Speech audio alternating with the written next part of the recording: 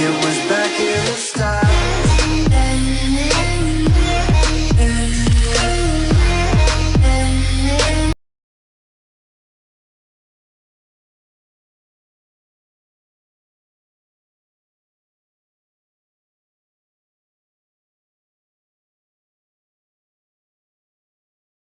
Penalaran abduktif adalah metode berpikir yang digunakan untuk membuat hipotesis atau penjelasan terbaik dari sejumlah bukti atau data yang ada.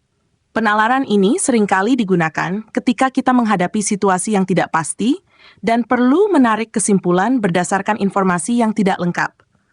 Berbeda dengan penalaran deduktif yang menarik kesimpulan pasti dari premis yang benar, dan penalaran induktif yang menghasilkan generalisasi dari pengamatan spesifik, penalaran abduktif berfokus pada menghasilkan penjelasan yang paling masuk akal untuk menjelaskan suatu fenomena.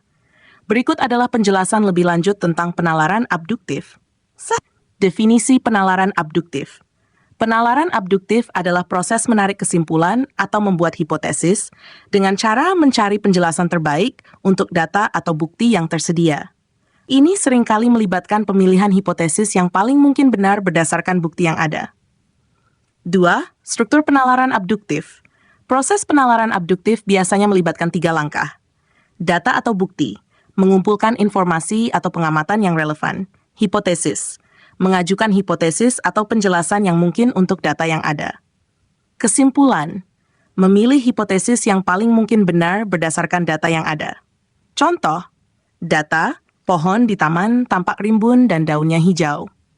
Hipotesis, pohon ini mungkin disiram secara teratur dan mendapatkan cukup sinar matahari.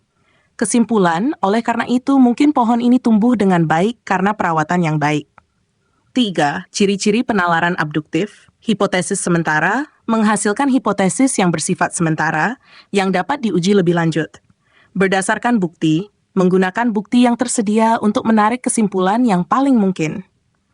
Menghadapi ketidakpastian, berguna dalam situasi di mana informasi yang lengkap tidak tersedia. 4. Kelebihan penalaran abduktif. Fleksibilitas.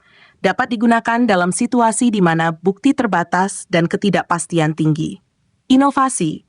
Dapat memicu pemikiran kreatif dengan menghasilkan hipotesis baru yang dapat diuji. Praktis dalam penelitian. Sering digunakan dalam penelitian ilmiah dan analisis situasi untuk menghasilkan penjelasan sementara. 5. Kekurangan penalaran abduktif, ketidakpastian, kesimpulan yang diambil tidak selalu benar, karena bergantung pada kualitas bukti yang ada. Keterbatasan bukti, jika bukti yang ada tidak cukup kuat, hipotesis yang dihasilkan mungkin tidak akurat. Risiko bias, ada risiko bias dalam memilih hipotesis yang dianggap paling mungkin.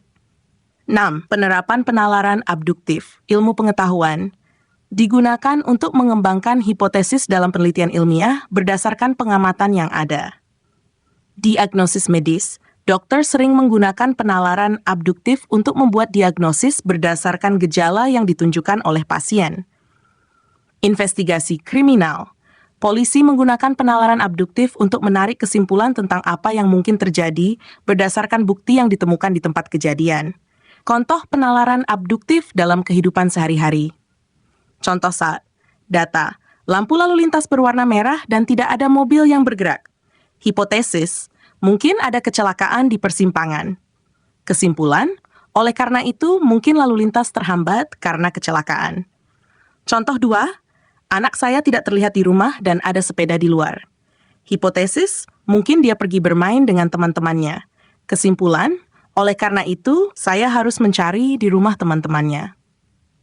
Kesimpulan, penalaran abduktif adalah alat berpikir yang penting dalam menghadapi ketidakpastian dan membuat penjelasan terbaik berdasarkan bukti yang ada.